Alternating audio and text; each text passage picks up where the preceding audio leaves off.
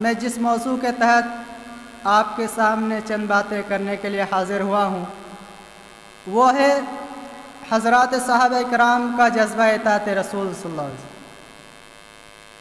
حضرات نبی پاک صلی اللہ علیہ وسلم کی امامت کو، آپ کی رسالت کو، آپ کی پیغمبری کو اور آپ کی نبوت کو ماننے کا معنی یہ ہے کہ انسان کا یہ پختہ یقین ہونا چاہیے، یہ پختہ اعتقاد ہونا چاہیے کہ سرور گرامی جناب محمد رسول اللہ صلی اللہ علیہ وسلم کے سوا کائنات میں کوئی واجب الاطاعت نہیں اور کوئی ہستی ایسی نہیں ہے کہ جس کی بات کو مانا جائے اور نبی کائنات صلی اللہ علیہ وسلم کی بات کو ترک کیا جائے، بلکہ اسلام نام ہی تو اس چیز کا ہے کہ جناب محمد رسول اللہ صلی اللہ علیہ وسلم کے احکامات پر اپنی گردن کو جھکا دی جائے۔ حضرات، ہمارا اعتقاد ہے کہ جس طرح اللہ رب العالمین کی ذات اور اس کی صفات میں ہر قسم کی شراکت انسان کے اعمال کو ضائع و برباد کر دیتی ہے، بے نہیں اسی طرح جناب محمد رسول اللہ صلی اللہ علیہ وسلم کی ذات والا صفات میں، آپ کی امامت میں، آپ کی نبوت اور رسالت میں، آپ کی پیغمبری میں، آپ کی ابتدا اور اقتدا میں بھی ہر قسم کی شراکت انسان کے اعمال کو ضائع و برباد کر دیتی ہے۔ جناب محمد رسول اللہ صلی اللہ علیہ وسلم ہی کائنات میں وہ یگانہ، منفرد، بے مثال اور بے نظیر ہستی ہے کہ ادھر ان کی طرف سے حکم سرزد ہو اور ادھر گردن جھکا دی جائے۔ اس سلسلے میں چوں چرا کی گنجائش بھی اپنے دل میں نہ پائی جائے، یہ بھی نہ سوچا جائے کہ آپ نے یہ حکم کیوں عطا کیا، آپ نے ارشاد کیوں فرمایا، آپ نے یہ بات کیوں کہی، آپ نے یہ کلام کیوں فرمایا۔ مومن کا کام کیوں اور کیسے پوچھنا نہیں، مومن کا کام اپنے نبی کی بات پر گردن جھکا دینا ہے۔ فَلَا وَرَبِّكَ لَا يُؤْمِنُونَ حَتَّى يُحَكِّمُوكَ فِي مَا شَجَرَ بَيْنَهُمْ ثُمَّ لَا يَجِدُونَ فِي أَنفُسِهِمْ حَرَجًا مِّمَّا قَضَيْتَ وَيُسَلِّمُوا تَسْلِيمًا۔ حضرات، مومن صرف اپنے لیے اتنا کافی سمجھتا ہے کہ اس پر سرکار مدینہ صلی اللہ علیہ وسلم کی مہر لگی ہوئے ہو، اور سکے پر سرکار مدینہ صلی اللہ علیہ وسلم کی مہر لگنے کے بعد کسی ایماندار کو یہ حق حاصل نہیں کہ وہ اس سکے کو رد کرے۔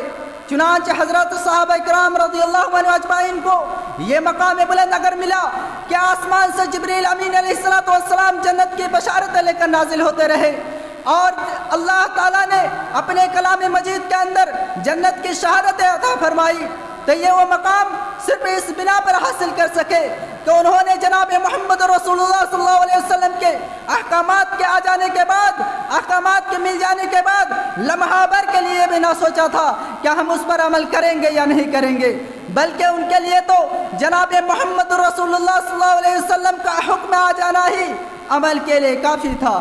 وہ نبی کائنات صلی اللہ علیہ وسلم کے فرمان کے پیچھے حکمتیں تلاش نہیں کرتے تھے، بلکہ آمنا و صدقنا کہہ کر اس پر عمل پیرا ہو جایا کرتے تھے۔ چنانچہ اگرچہ مگرچہ یہ سب قیل و قال سے وہ کوسوں دور تھے، ان کا ایمان خالص اور پاک تھا۔ سنن ترمذی کتاب الصلاۃ باب الامام یکلم الرجل فی خطبتہ کی ایک حدیث ہے، نبی کائنات صلی اللہ علیہ وسلم منبر پر خطبہ ارشاد فرما رہے تھے، مسجد نمازیوں سے بھری ہوئی تھی، مسجد نمازیوں سے بھری ہوئی تھی، اتنے میں ایک آدمی کھڑا ہوا، نبی کائنات صلی اللہ علیہ وسلم نے انہیں کھڑا ہوتا ہوا دیکھا تو فرمایا بیٹھ جاؤ۔ صحابی رسول نے آپ کی بات سنی تو وہ تو بیٹھ ہی گئے، لیکن اسی لمحے ایک جلیل القدر صحابی حضرت عبداللہ بن مسعود رضی اللہ تعالیٰ عنہ مسجد کے اندر داخل ہو رہے تھے، انہوں نے اپنے جوتے ابھی نہیں اتارے تھے، جوتوں کی جگہ پر ہی کھڑے تھے۔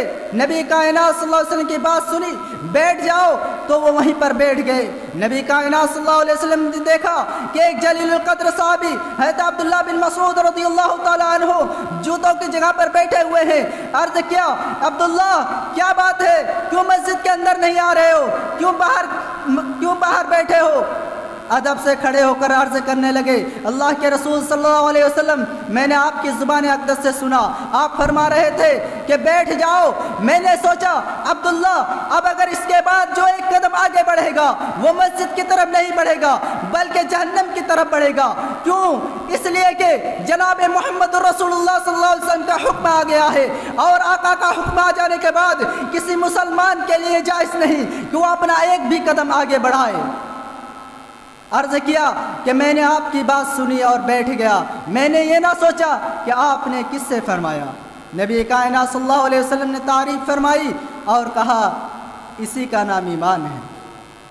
तिरमिज़ी शरीफ की हदीस है, एक सहाबी रसूल ने सोने की अंगूठी पहनी हुई थी।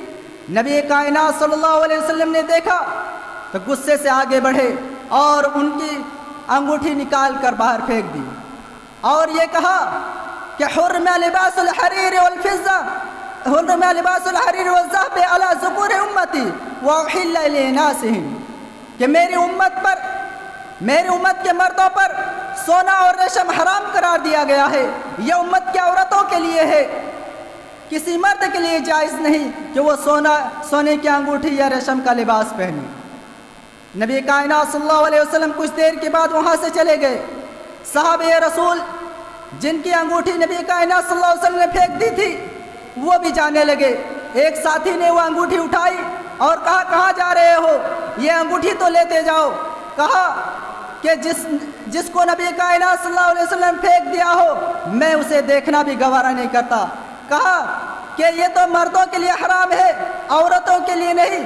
कहा जिसको जनाब मोहम्मद रसूलुल्लाह सल्लल्लाहु अलैहि वसल्लम फेंक दिया हो मैं उसे अपनी औरतों के लिए भी ले जाना पसंद नहीं करता।